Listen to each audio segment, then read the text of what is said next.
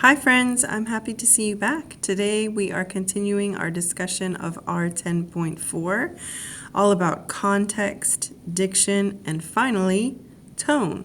So grab your guided notes, let's dive in. So this looks familiar, right? We have looked at these paintings before when we were discussing diction. So circling back, let's think about it this way. Tone is a giant umbrella term that an author works really hard to achieve. Tone is an author's attitude toward his audience or his subject, or her audience or subject. So what an author is trying to do is express how they feel about something. They use so many things to do that, such as diction, imagery, detail, all kinds of things, right? So when we talk about tone, it's related to many things. So that's why we're going to kind of talk about how tone and diction overlap today. So tone is the author's attitude toward their audience or subject. Think of it like this. Considering the types of colors used in each painting, how do you think the artist feels? Or what do you think the artist's attitude is? Let's take a look. Number one. Okay. In painting number one, I think the artist's attitude is worried, anxious. I get that vibe because everything's in shadow up close and we can't really see what's around us. So I'm going to go with the author's attitude is anxious. Maybe you have a different idea. That's okay too. Number two, the painting, I think the artist feels calm, subdued. Number three, I think the artist's attitude is dark, maybe even passionate. We got a little sunset color happening. Dark, maybe scared. Number four, I'm thinking the artist's attitude, just based on colors, is joyful, excited, happy. I'm interested to know what you think too.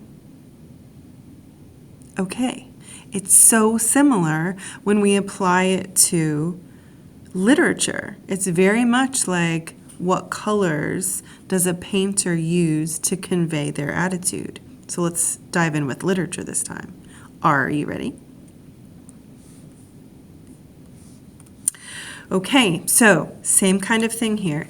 There is a resource you have in your guided notes, also linked here in the slideshow. This time we're using a whole bunch of words. We have a whole bunch of words to add to our tool belt to be able to talk about tone.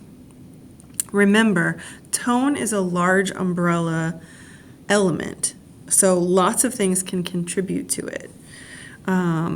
Let's take a look at this passage, and then you take a look at your tone list and see if you can decide what attitude this author has, okay? As a freshman, I walked through the doors. Oops, wait, pause. Let's start with this one. As a freshman, I swaggered through the doors with confidence. I knew that my magnetism and charm made me irresistible. My first day of school was auspicious. Now, let's see how these two work together. You ready? In my little sentence frame here, I have the author's bombastic diction contributes to the What kind of attitude do you think this is? I'm thinking confident, a confident tone. Superior, a superior tone. That could also work. Because it's that confident attitude, right? All of those bombastic words, all that bombastic diction really leads to a confident attitude, right? Great work. Let's try another one. Take a look at your list here. See if you can decide on a tone word.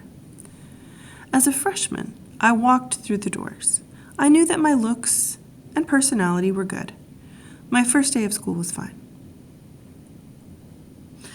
The author's simple diction here, okay, so how does the simple diction contribute to the author's attitude? The author's simple diction contributes to the, what should we pick from our list? I picked unconcerned. The author's simple diction contributes to the unconcerned tone of the passage. This author is not worried. This author is not super invested. It's very simple, surface. So I'm going with unconcerned tone. Let's try this one, my fave.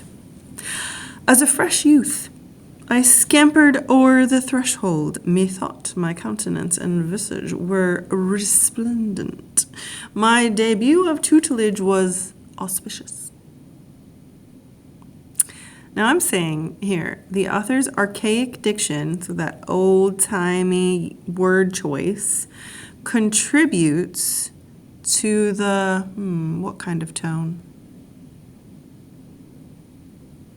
I'm going with pretentious. Pretentious means snooty. The snooty, pretentious tone of the passage. I think it's pretentious because a person who uses that old-timey kind of language to talk about how wonderful they are is probably feeling a little bit snooty. All right, my friends, you're doing great. You got this. I'm so proud of you. Good job.